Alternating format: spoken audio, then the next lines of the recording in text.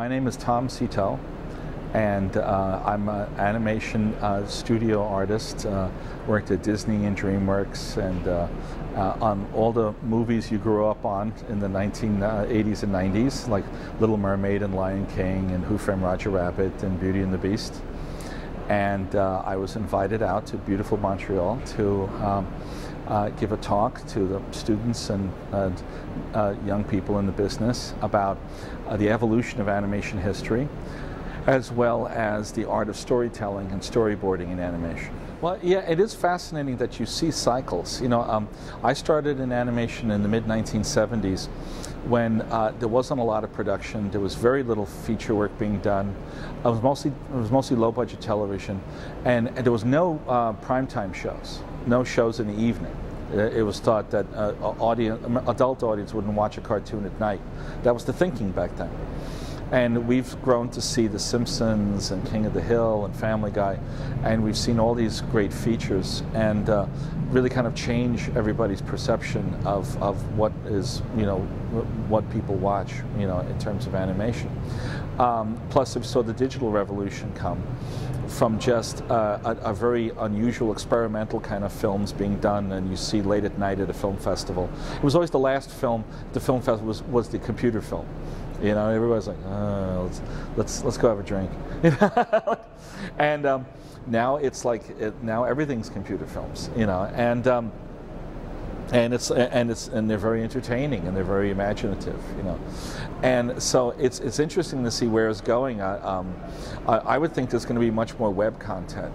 I think there's going to be a lot of content from smaller studios. They don't all have to be gigantic. You know, one of the problems that we faced, it was almost a blessing and a curse, is that the films are so popular that the studios expect every film to be a gigantic blockbuster hit, and you're not allowed to have a small movie, because sometimes there'd be a, you know, like an animation version of Boys Don't Cry or A Millionaire Baby, or you know, sometimes there's smaller films.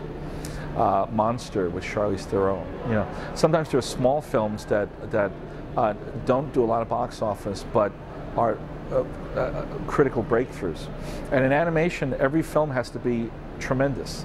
It has to be Avatar and Lion King every time, and so it puts a lot of pressure on you, because you're trying to make an interesting film. You don't want to exclude people, but then you don't want it to be so bland, because you're trying so hard to appeal to the lowest denominator, like as many groups as possible. Yeah, 2D animation is in a difficult place right now, in Hollywood at least. I know, like, I mean, anime is 2D, and they're very happy. Miyazaki actually disbanded his 3D unit. He said, I don't need it. So it's unusual. In the States, if Princess and the Frog had been a bigger hit, I think there'd be more, because I know John Lasseter felt very strongly that 2D animation is just as viable as 3D, and we want to do more 2D films. I think they still do. They still have a commitment to it, but I think 2D is going to go underground for a little while, and I think it'll emerge kind of like live action people make black and white movies. Like, it becomes an eclectic choice now, an aesthetic choice, rather than the norm. Well, in the 90s, it was the norm. Everything was 2D. So it's going to be interesting to see how the roles reverse. And, you know, I'm not to say that there's never going to be any more 2D films. I think there will be. I mean, The Simpsons was a 2D film, and that was fine. I think they're making another one.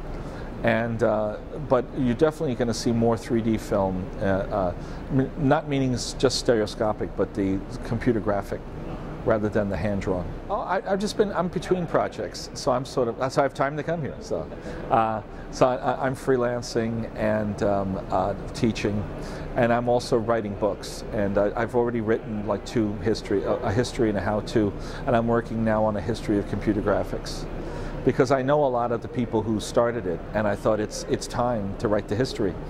I mean, it's kind of a shock to a lot of them that the digital revolution has happened. It's now past tense instead of, you know, future.